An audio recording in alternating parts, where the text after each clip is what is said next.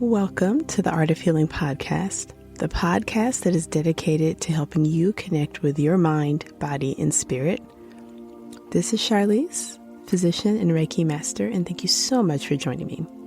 I would like to remind you that although I'm a physician, the information you receive in this podcast is for educational and entertainment purposes only. You can find my full disclaimer at my website, www.healingartshealthandwellness.com. If you like what you hear on this podcast, sign up for my weekly newsletter. Check your show notes for more information and for the link to sign up. Thank you.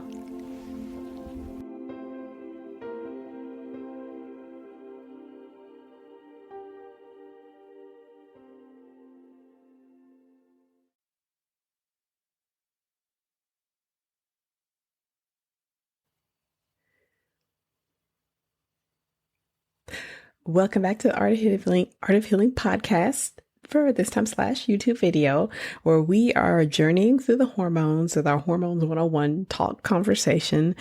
Last week, we covered the hormones that were produced in the first, second, and third chakra. And you don't have to have listened to that episode to listen to this one today. This is a continuation, but they're not, you don't have to have listened to the last one. But if you are interested in knowing what hormones you're wanting checked, because that's a really common issue, that podcast, as well as this one's going to spell out some of the major ones, why they would be checked, what you're after. So this podcast will continue on and we'll actually start in the Heart Chakra, or the fourth chakra. And because there are so many hormones, I hope we can get it all done in this podcast. I'm pretty sure we can, but just in case, we may have to do one extra episode to cover all these. So let's get started. So we'll start this part with the heart chakra. So just to remind you, the heart chakra, of course, is at the heart in the Ayurvedic system. And the gland that dominates there that we'll discuss is the thymus gland. And actually, the other organ that can produce hormones, but it's not a gland, is the heart. The heart actually has a set of hormones that it can make that control the kidneys and some other organs. But we'll start with the thymus. So the thymus gland is a gland that sits behind the breastbone, and its job is to help train what's called the T cells. I had done a podcast on the thymus, and I'll put that in the show notes if you want to learn more about the thymus. But the hormone that's produced there is thymosin, and it's not something that clinically we'll probably check unless you're under the care of a specialist, because there's a suspicion of a thymus gland abnormality, which can actually cause neurological changes. A disease called myasthenia gravis is the most common we would think of. Other hormones also made in the heart chakra is something called BNP.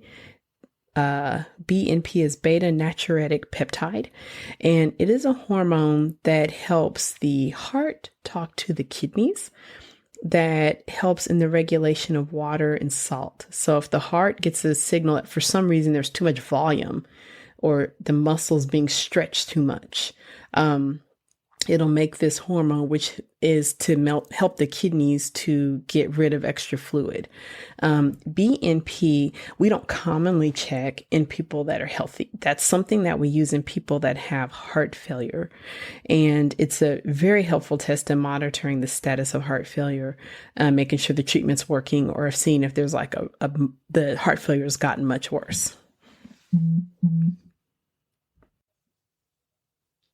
So now we move into the fifth chakra, or the throat chakra, and the hormones that are produced there, we'll talk about those, which I often think when people are saying, check my hormones, they may mean these hormones that we'll discuss, which are going to be T4, T3, and PTH.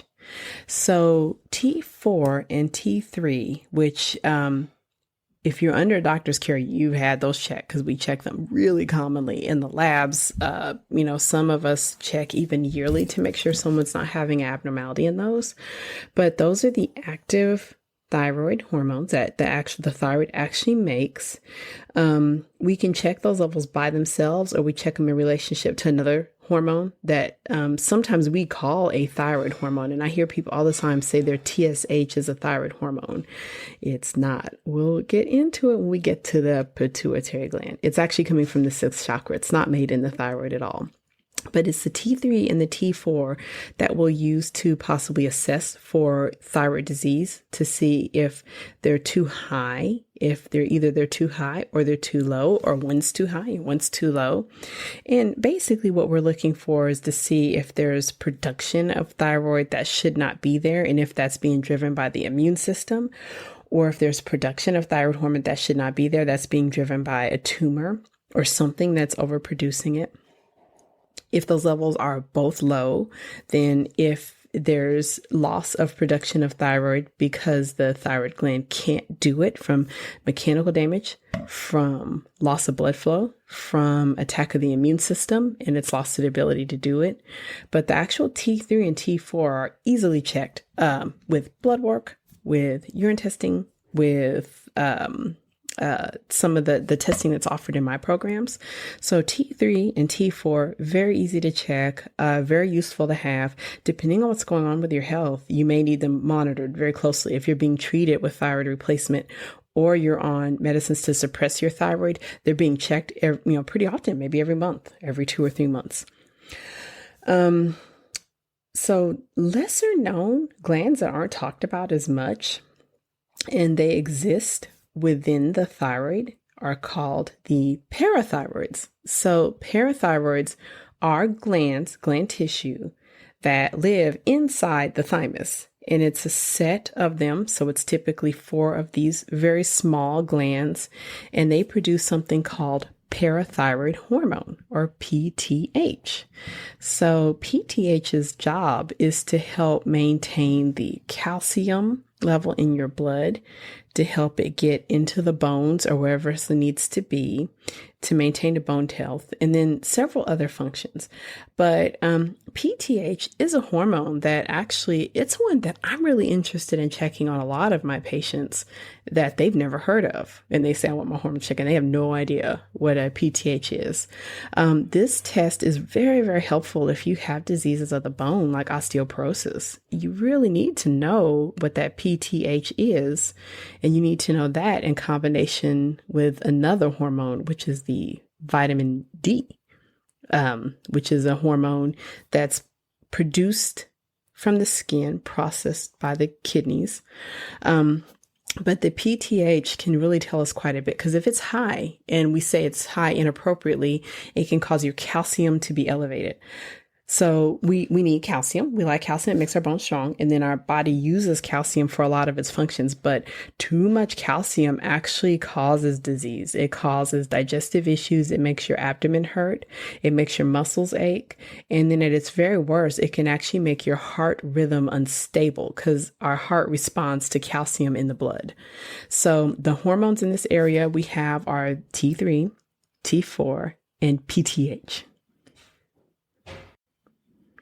Okay, so let's move up the chakra system. We'll move into the third eye. So, of course, that's the chakra that's located deep in the brain, in between the eyebrows, deep into the brain, and its energetic location correlates with the pituitary gland. And when we learned this in medical school, the pituitary gland is the master gland. So here's the meat of everything we've been talking about with these hormones. It's here. It's actually in the pituitary gland. So the pituitary gland is a small collection of nervous tissue that is a gland, and it sits deep in the brain. It has a strong connection with the rest of the body because blood flow has to pass through it, and it has to sample to make decisions about what hormones need to be influenced. And then the pituitary gland, a vast majority of the hormones that it makes are having some control over another gland. Thus the term, it's the master gland. So it's making hormones that'll control the thyroid, the adrenal glands, the ovaries, the testes. So because of its role, of course, it makes a lot of hormones. And again, when people tell me they want their they want their hormones tested. I don't know that they don't mean their pituitary gland. And sometimes I want to test their pituitary gland. That's the one I want to test when they may be thinking just testing like the ovarian function, those kind of things. All right. In the pituitary gland, let's get started. The first of the hormones is prolactin. Prolactin is made in the pituitary gland, and its major job is during conception and during pregnancy and childbirth. So in females, it causes changes in the breast that will lead to lactation. So we expect it to go high at the end of pregnancy and to stay high while someone's lactating. It does have other functions, and it can be falsely elevated by things like stimulation of the nipples can falsely elevate it. And sometimes certain medications can falsely elevate the prolactin. So it's not really high.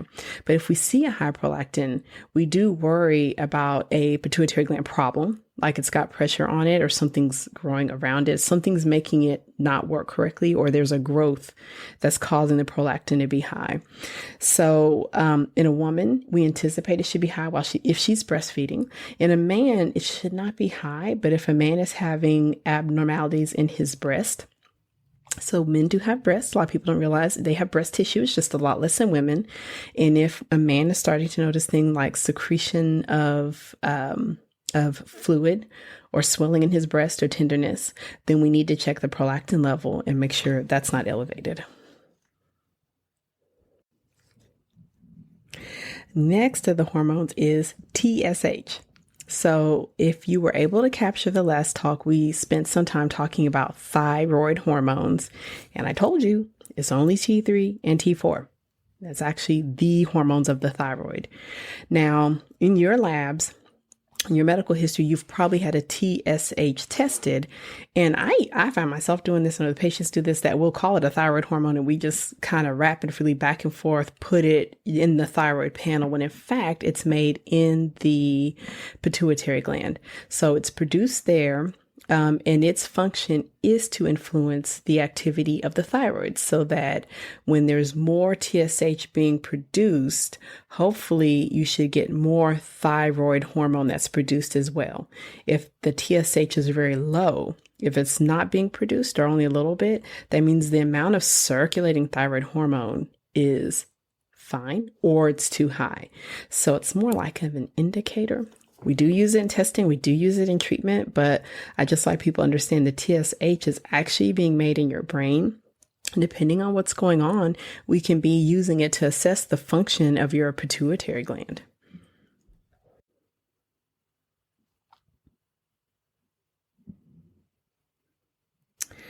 All right. So, in the first talk, we talked about the hormones of reproduction, and we talked about estrogen, progesterone, testosterone. And those of you that may have had these tested or are savvy on this already, you'll notice I purposely didn't talk about LH and FSH. Luteinizing hormone and follicular stimulating hormone, because just like with TSH, they're made in the pituitary gland. So we check those levels if we're interested in things like, is a woman entering into the menopausal state? We can also check those in men to see if there's something wrong with testosterone production in the testes. And the function of those, of course, is reproductive. So in women, they're being produced during normal menstruation. A woman that has normal menstruation or on a regular basis, they'll be produced cyclically to stimulate ovulation and then to control when a menstrual period happens. And then, of course, those levels will vary throughout pregnancy and childbirth and everything. But really very helpful when we're trying to diagnose if someone's going into menopause. But the LH and the FSH, and if they're high, that indicates that the pituitary gland is making a lot of them because the target organ, the ovaries, is not responding anymore. So as someone enters a menopausal state, the ovaries will become less responsive to those hormones. They're not making anything that signals back to pituitary gland that they got the message, and they'll ovulate, and those levels will begin to gradually go up.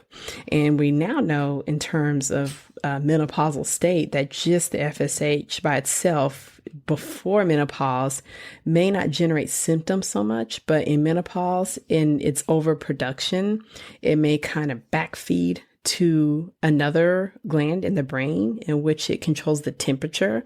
And that may have something to do with driving hot flashes, as feeding back into the brain and driving hot flashes. All right, so next on our hormone list as we power through the long list, and I'm laughing just because I haven't studied all this. It's like, oh, it's so many hormones. Why did I decide to do this? But as we go ahead and go on, the next of the pituitary gland hormones in the third chakra is growth hormone.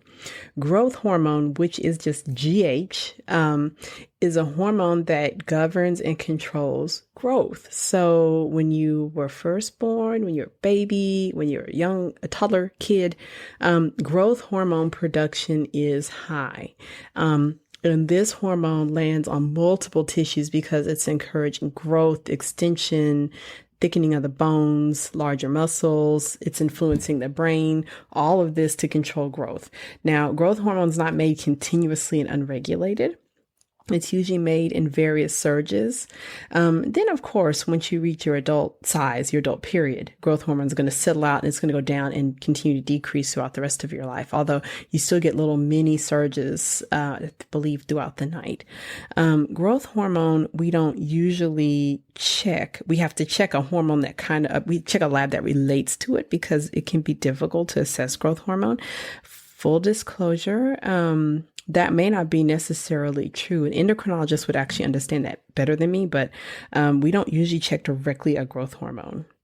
And then we get into the adrenocorticotropin hormone. So this is going to be ACTH. So this hormone is what influences the production of the cortisol in the adrenal glands, ACTH. So if we're suspicious of a problem with cortisol production, too much is being made, and we do our workup and we do our testing and we don't see a problem in the adrenal glands, then it does help to know if the problem's in the pituitary gland. So if there's a tumor or something in the pituitary gland that's making ACTH, that would cause excess production of cortisol.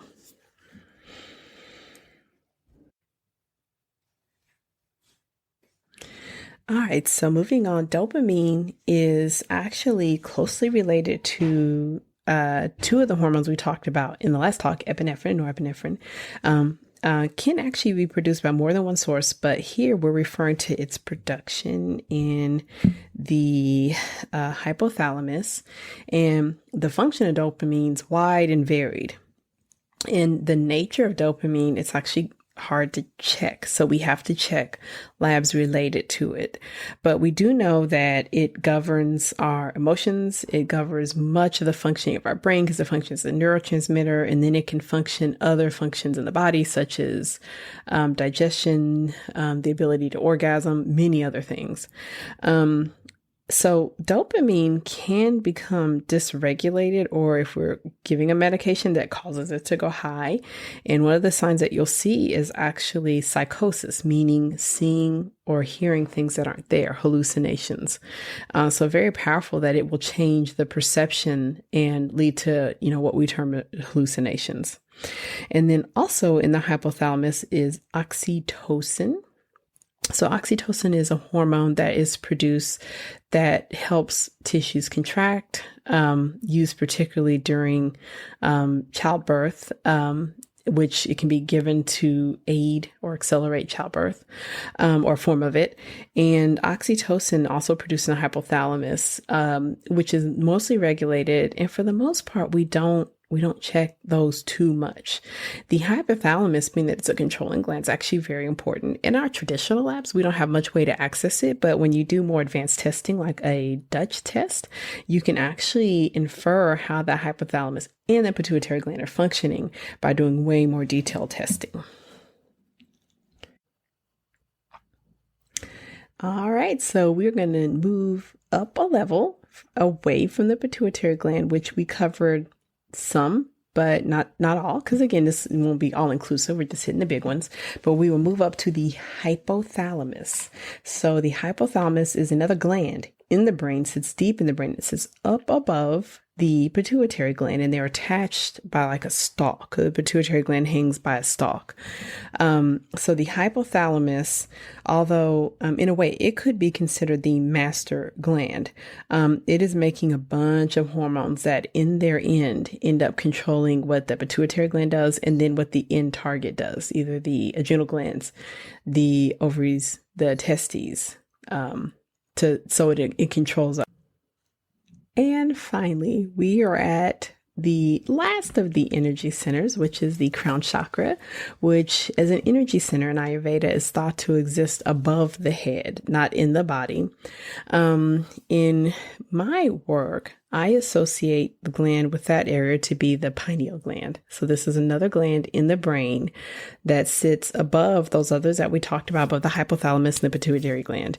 The pineal gland actually makes multiple hormones, but the one that most of us care about and want to talk about, and most patients don't realize you can get checked, but I want to check for them, is melatonin.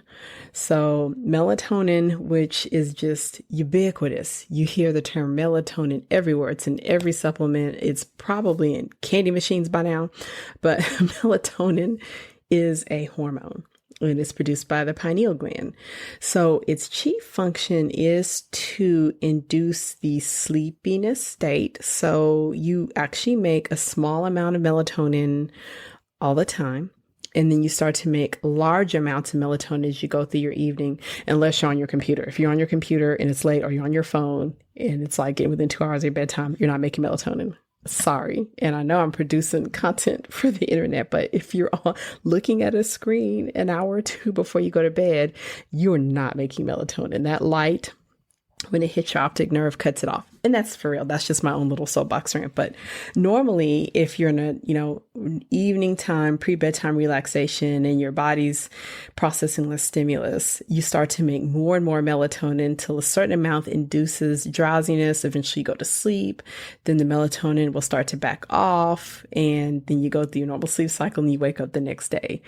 Melatonin production, this is one of those areas that's really gets to the root of healthcare, root of lifestyle medicine, because you can influence it. You can influence it right now by very easily. So the optic nerve connects with the pineal gland, and its input as far as the amount of light you're taking in basically talks to the pineal gland and lets it know if night is coming and you can start to relax and sleep, because we're daytime creatures as mammals. But if you're taking in artificial light in the form of computers or cell phones or tablets, your brain doesn't differentiate that that's like nighttime light. It just sees it as light. And that increased light stimulus will suppress your melatonin production. So if you want to sleep poorly, make sure you look at a screen right before you go to bed. Guaranteed. Or if there's a reason you don't want to sleep very well, you can do it by looking at a screen. And I mean, you can test that out. I know I don't want you to test it. I want you to sleep. Don't do that. Don't do that. I'm sorry. That's a terrible idea. I want you to sleep well. But when I'm dealing with insomnia with many of my patients, this is just, it's the chief. When I understand, especially now, so much of our lives being online. However, this is a podcast. So if you're listening at night, you can listen. And if you're listening and the room's got dimmer lights, then that won't impact your melatonin. But we can suppress our melatonin production by exposure to light. So that's a good thing. Like if you're trying to treat, SAD, you might want some light exposure during the day.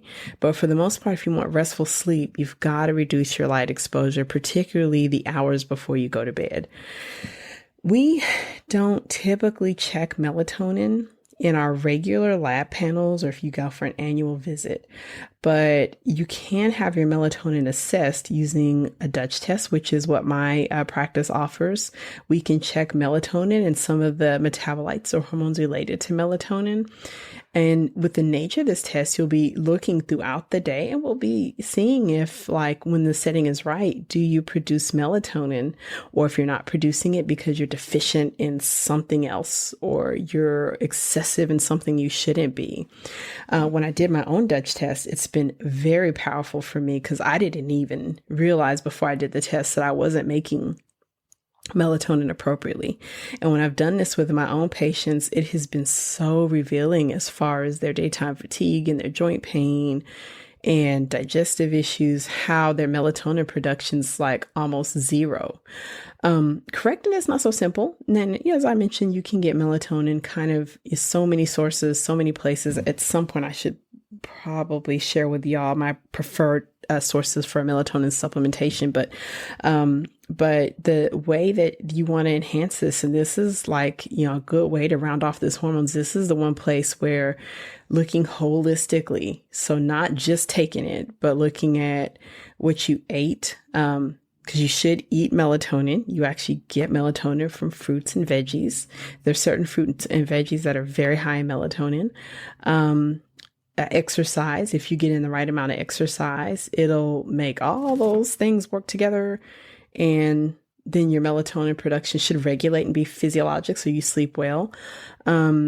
Stress, because you're stressed. If your stress is very high, it can suppress your melatonin. Of course, your body's not going to want to sleep if it perceives there's a threat. So although we can't directly check melatonin just through lab draw, you can definitely get it during doing a Dutch test. And I think that's a good reason, even if that's the only thing you're after, gives you so much information as to how you're feeling and what's going on. So thank you so much for joining me for Hormones 101, where we reviewed a bunch of hormones. And hopefully, as you listen to this, you'll have a good understanding of what hormones you're wanting to have checked. And I'll try to attach a freebie if you want a list that you can download and maybe take with you to your next doctor's visit. We will be resuming our normal schedule. So the next time that we meet up for the podcast, we'll be doing a meditation together. The next one's going to be a walking meditation. So it's actually one that you can do as you take a nice walk outside, or if you want to get some steps in your office or something like that. So anyway, thank you so much for joining me for this podcast. If you enjoyed this and you enjoyed hearing all the hormones that we covered, please leave me a review. And it really helps, especially for a smaller podcast like me. So definitely leave me a review or leave me any comments or feedback. Thank you so much. And I'll see you next week for our walking meditation. Thank you so much for joining me for this episode of the Art of Healing podcast. Once again, this is Charlize. You can find out more about me at www.healingartshealthandwellness.com. Did you know I have a blog as well as online courses? Check your show notes to sign up for more information about healing arts, health, and wellness. Thank you. Please feel free to share this episode with your friends, family, and loved ones.